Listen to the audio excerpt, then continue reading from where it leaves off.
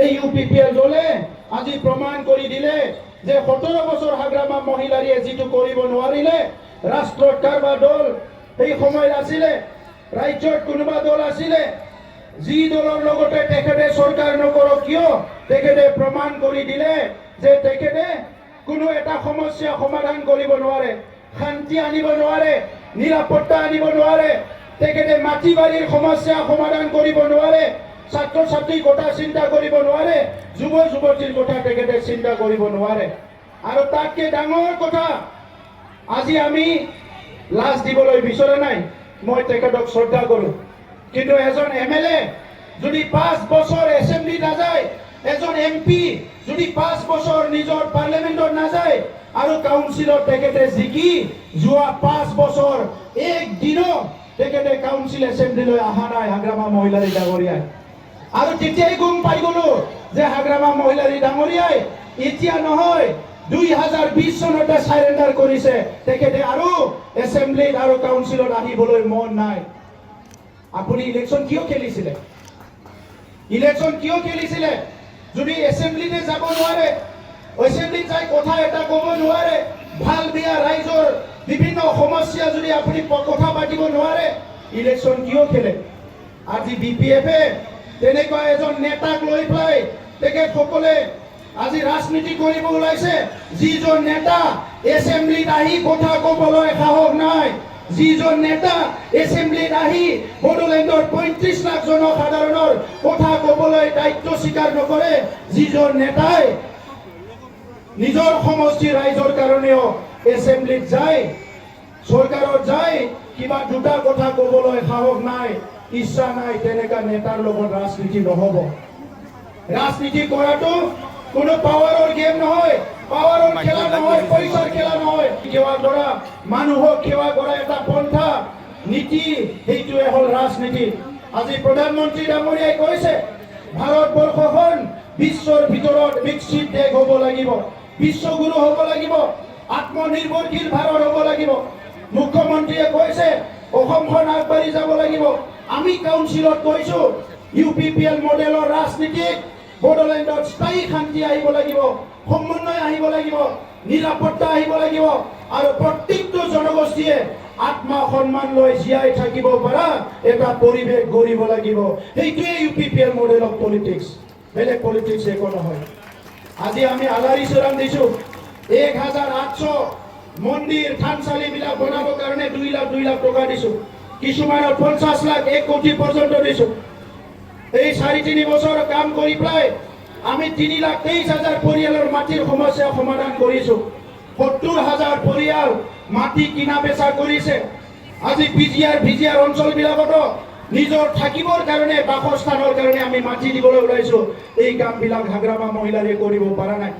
উত্তৰ পূৰ্বাঞ্চলত প্ৰথম কাউন্সিল যোনে ভূমিৰ ডকুমেণ্টবিলাক ডিজিটাইজ কৰিছে আজি মহিলাসকলক আমি মাইনাও চৰাং আঁচনি দিছো সেলফ হেল্প গ্ৰুপবিলাকক 25,000 কোটি টকা দিছো যুৱ যুৱতীসকলে চাকৰি পাইছে আজি আমাৰ ল'ৰা ছোৱালীয়ে IAS IPS হ'বৰ কাৰণে সুযোগ পাইছে আমাৰ সংস্কৃতি অকল বড়ো নহয় 26টা জনগোষ্ঠীৰ সংস্কৃতি আগুৱাই নিবলৈ আমি কাম কৰিছো আজি ফুটবল খেলিছে বড়োলেণ্ডৰ মানুহে নেশ্যনেল ইণ্টাৰনেশ্যনেল লেভেলৰ ফুটবল খেলিছে আমাৰ ল'ৰা ছোৱালী সকলো আজি এনজয় কৰিছে এণ্টাৰটেইন কৰিছে আৰু আগলৈ আগবাঢ়ি যোৱাৰ কাৰণে সংকল্প লৈছে গতিকে আজি বহুত জটিল সন্ধিখনৰ পৰা এটা গৰম বতাহৰ পৰা বড়োলেণ্ডত আজি শান্তি আহিছে এই শান্তি চিৰদিনৰ কাৰণে ৰাখিব লাগিব এই শান্তি আমাৰ আহি থকা প্ৰজন্মৰ কাৰণে ইয়াত বড়ো অনাবড়ো ৰাজনীতি নাই সমাজ ভেদাভেদ ধৰ্ম ভেদাভেদৰ ৰাজনীতিৰ দিন গ'ল এতিয়া চবকে একেলগে লৈ আগবাঢ়ি যাব লাগিব মই বড়ো মা মোৰ বড়ো মাতৃক যিমান মৰম কৰোঁ একে সমানে মোৰ ৰাজবংশী মাতৃ মোৰ ইয়াত বসবাস কৰা সূত্ৰধৰসকলৰ মা বঙালীসকলৰ মা মাইনৰিটিসকলৰ মা যিমান জনগোষ্ঠী আছে অসমীয়া মা চবে আমাৰ কাৰণে একে আমি একেলগে আগবাঢ়ি যাব লাগিব এটা সময়ত বৈষম্যতাৰ ৰাজনীতি চলিছিল ঠগ প্ৰবঞ্চনাৰ ৰাজনীতি চলিছিল দাদাগিৰিৰ ৰাজনীতি চলিছিল মানুহ কিনা বেচাৰ ৰাজনীতি চলিছিল আজি বড়োলেণ্ডত ইউপিপিএল চৰকাৰ অহাৰ পিছত সন্মানে চবকে জীয়াই থকাৰ এটা পৰিৱেশ গঢ়া হৈছে গণতন্ত্ৰটো শক্তিশালী কৰাটো আমাৰ ইউজি ব্ৰহ্ম ডাঙৰীয়াৰ সপোন আছিলে আজি গণতন্ত্ৰ বড়োলেণ্ডৰ শক্তিশালী হ'ল। আগত ইলেকশ্যন আহিলে চবে ভয় কৰে, মানুহ মাৰিব নেকি, গুলি ফুটিব নেকি। এতিয়া ইলেকশ্যন আহিলে মানুহে উৎসৱৰ নিচিনা ওলাই আহে, মানুহে ফূৰ্তি কৰে। ঐ গণতন্ত্ৰ দেশত সৰ্বোচ্চ সবচে ডাঙৰ উৎসৱটোৱে হৈছে ইলেকশ্যন। আৰু আজি 2025 চনত পঞ্চম BTC ইলেকশ্যন, BTR ইলেকশ্যন আদৰিবলৈ UPPL দল আৰু BTR বাকী আজি সকলো সাজু হৈছো। আমাক বহুতে সুধিছে কেইটা আসন পাব, কেইটা আসন পাব, কেইটা আসন পাব। মই কৈছো আসনটো বাদ দিয়ক, বড়োলেণ্ডৰ ৰাইজক আমি মৰম দিছো।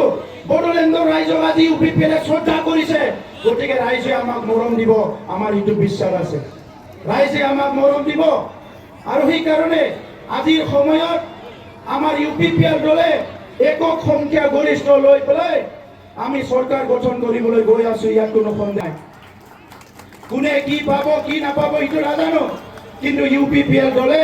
একক সংখ্যা গৰিষ্ঠ লৈ পেলাই আমি চৰকাৰ বনাবলৈ গৈ আছো। আমি ৰাস্তাও বনাইছো প্ৰায় 1600 কিলোমিটাৰ। আমি স্কুলো ঠিক কৰিছো 1800, মন্দিৰো বনাইছো 1800। যিখিনি কাম বেছিক কাম কৰিব লাগে, এটা অঞ্চল আগুৱাই যাবৰ কাৰণে, এই জাতি জনগোষ্ঠী আগুৱাই যাবৰ কাৰণে, আমাৰ সমাজখন আগুৱাই যাবৰ কাৰণে যিখিনি লাগে এইখিনি কাম আমি এই 4 বছৰত কৰিলো। সেইকাৰণে অহা সময়টো আমাৰ, অহা দিনটো আমাৰ কাৰণে হ'ব শান্তিৰ দিন হ'ব, সম্প্ৰীতিৰ দিন হ'ব, নিৰাপত্তাৰ দিন হ'ব, সমন্বয়ৰ দিন হ'ব। আৰু ইয়াত ক্ষুদ্ৰ ক্ষুদ্ৰ জনগোষ্ঠীবিলাকো নিজৰ আত্মসন্মান লৈ, নিজৰ ভাষা সংস্কৃতি লৈ, নিজৰ অস্তিত্ব লৈ আৰু দুবেলা দুমুঠি শান্তিৰে ভাত খাই নিজৰ পৰিয়ালৰ লগত এটা সুন্দৰ BTRত আমি সকলো জীয়াই থাকিব পাৰিম। সেইকাৰণে বহুতে বহুত কথা ক'ব, বহুতে দল আহিব, বহুতে ক'ব আমি বড়োলেণ্ড দখল কৰিম, BTC দখল কৰিম, কোনোবাই বেলেগ বেলেগ কথা ক'ব। আজি বড়োলেণ্ডত আমি VCDCৰ পৰা লৈ পেলাই ক্ষুদ্ৰ ক্ষুদ্ৰ যিবিলাক কাম কাজ হৈ আছে, প্ৰত্যেকটো কাম আমি চাই আছো যাতে ৰাইজৰ উন্নয়ন হ'ব পাৰে। আমাৰ ঘৰ হ'ল আগৰ চৰকাৰৰ সময়ত 59,000 ঘৰ হৈছিলে 17 বছৰত, আমাৰ দিনত 3 লাখতকৈ বেছি ঘৰ হৈ গ'ল। চবে ৰেচন কাৰ্ড পাইছে, অৰুণোদয় পাইছে। আজি UPPLৰ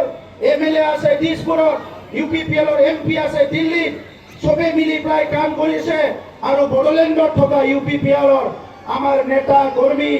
MLA MCLA চবে মিলি বড়োলেণ্ডৰ যিমানখিনি জনগণ আছে, আমাৰ মাতৃসকলক, আমাৰ ভাতৃসকলক, আমাৰ দাদাসকলক, আমাৰ দেউতা ভাইসকলক চবকে সেৱা কৰিবলৈ আমি আগবাঢ়িছো।